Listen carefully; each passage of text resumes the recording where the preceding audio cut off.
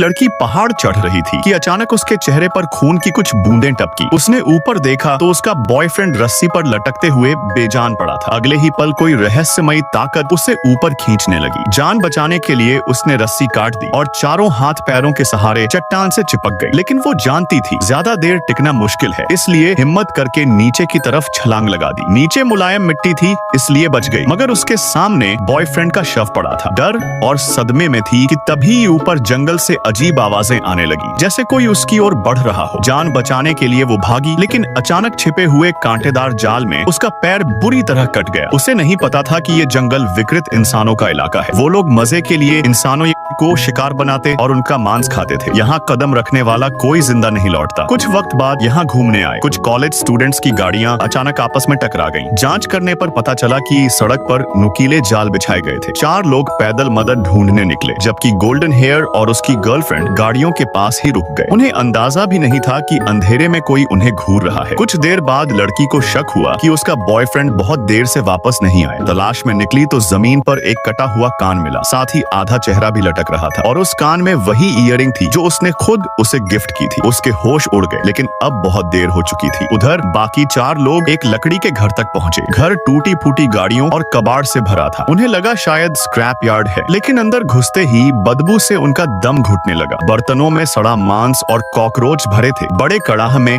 अनजान मांस उबल रहा था और चारों तरफ लोगों की चीजें, चाबियां, चश्मे, गहने। धीरे धीरे उन्हें समझ आया कि ये नरभक्षियों का अड्डा है। डर के मारे भागने ही वाले थे कि बाहर से ट्रक की आवाज आई। वही दरिंदे उनकी टूटी हुई गाड़ियां घसीट कर ला रहे थे। साफ था पीछे छूटे दोनों अब जिंदा नहीं रहे। सब छिपने लगे, कोई बिस्तर के नीचे, कोई दीवार की दरार में। तभी दरवाजा खुला और खून से सना हथियार लिए दरिंदा अंदर आया। बिस्तर के नीचे छिपे लोगों ने देखा वो उनकी दोस्त की लाश टेबल पर रख रहा था। डर से सबकी सांसें थम गईं। तभी उसके हाथ से गोली गिर गई, लेकिन वो थक कर सोफे पर जा सोया। मौके का फायदा उठाकर सब धीरे धीरे बाहर निकले। दरवाजा खोलते ही चरमराहट हुई। एक ने हाथ से स्प्रिंग पकड़कर आवाज दबाई, मगर उसके घाव से टपकते खून की गंध दरिंदे तक पहुंच गई और वो तुरंत जाग गया। अब जान बचाने की जद्दोजहद शुरू हुई। वो खून से सनी गाड़ियों वाले खंडहर तक पहुंचे। तीनों दरिंदे उनका पीछा करते हुए आ गए। अब बचने का एक ही रास्ता था, उनका ट्रक छीनना। एक साथी ने जान देकर उन्हें मौका दिया, दूसरा भी शिकार बन गया। आखिरकार 3 लोग ट्रक लेकर निकलने की कोशिश करने लगे, लेकिन ये जंगल जैसे भूल भुलैया था। रास्ते बंद, पेड़ गिरे हुए, हर तरफ जाल। थक हार कर वो एक ऊंचे टावर पर चढ़ गए। वहाँ एक सिग्नल फ्लेयर और वायरलेस मिला। उन्होंने मदद की पुकार भेजी, लेकिन पुलिस ने सुना या नहीं कोई यकीन नहीं था। इतना हुआ कि सिग्नल की रोशनी ने दरिंदों को उनकी लोकेशन बता दी। वो टावर की तरफ चढ़ने लगे। तीनों ने दरवाजा रोकने के लिए भारी सामान अड़ा दिया और यहीं से असली जंग शुरू हुई।